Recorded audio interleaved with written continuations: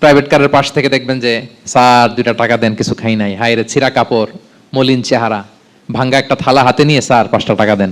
আল্লাহ আপনারা স্যার বানাইছে আর ওরে বানাইছে ভিখারি। আচ্ছা বলেন তো, জায়গাটা চেঞ্জ করতে আল্লাহর কত সময় লাগে?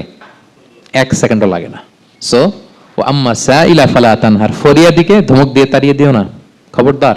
ওকে আল্লাহ ফরিয়াদি বানিয়ে পরীক্ষা করছে, আর তোমাকে আল্লাহ সম্পদশালী বানিয়ে পরীক্ষা করছে।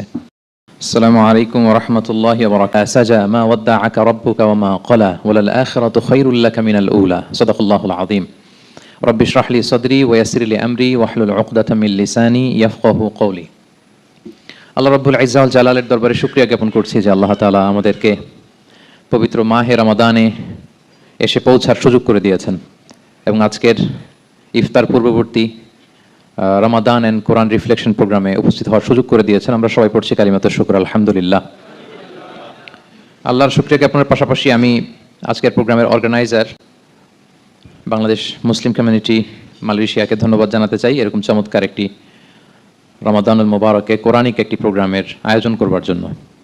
আমরা দোয়া করছি আল্লাহ তাআলা যেন এই কমিউনিটিকে ইসলামের জন্য কবুল করে এবং আমাদের যে ভাইরা নিরলস পরিশ্রম করে এই প্রোগ্রামগুলো আয়োজন করছে, আল্লাহ তাআলা এই পরিশ্রম, এই ডেডিকেশন, এফোর্ট যেন তাদের নাজাতের ওসিলা বানায়।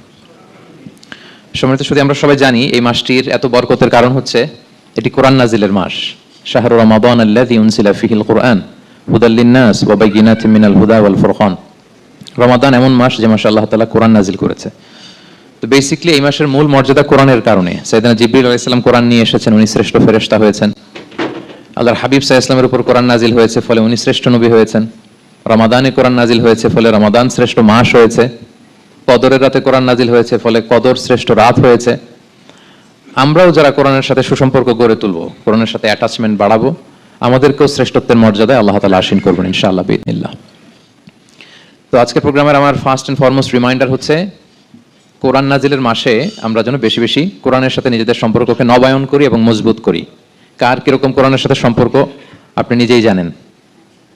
প্রতিদিন কত পৃষ্ঠা কোরআন তেলাওয়াত করেন, কোরআনের অর্থ পড়েন, কোরআনের তাফসির পড়েন কিংবা শোনেন, আপনি নিজেই জানেন। সো নিজে নিজে যেন একটু নিজেকে যেন কাঠগড়ায় দাঁড় করাই এবং নিজেকে যেন জিজ্ঞেস করি যে আমার সাথে কোরআনের সম্পর্ক কতটুকু মজবুত। যদি ঘাটতি থাকে, গ্যাপ থাকে, এটা যেন আমরা মেক আপ করি, ফুলফিল করি এই বরকতময় মাসে। আপনারা খেয়াল করে থাকবেন যে শুরুতেই আমি সূরা ওয়াদ-দুহা ওয়াল-লাইলি ইযা সাজার কয়েকটি আয়াত তেলাওয়াত করেছি। তো আজকে আমরা এই সূরাটির সংক্ষিপ্ত তাফসির পেশ করব ইনশাআল্লাহ বিইذنিল্লাহ।